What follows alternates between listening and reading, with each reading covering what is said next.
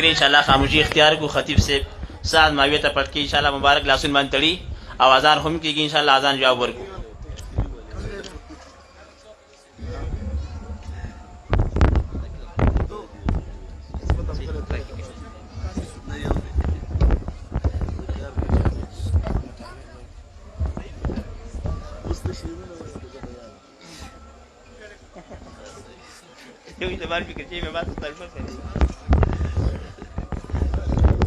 دو عالمی مجلس تحفظ ختم نبوت ضلع مردان امیر حضرت مولانا قاری اکرام الحق صاحب دو مفتی سردار علی شهید رحمت الله علیه زویتا دستار فسر کو.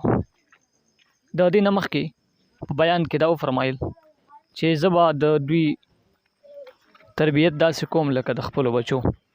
د دوی دا وخت د سبق د زده کړې لري پکاردار چې په جلسو جلوسونو کې حصہ وانخلي او خپل علم ته توجه وکړي. وایي صاحب پاکستان دستور ټي وي نو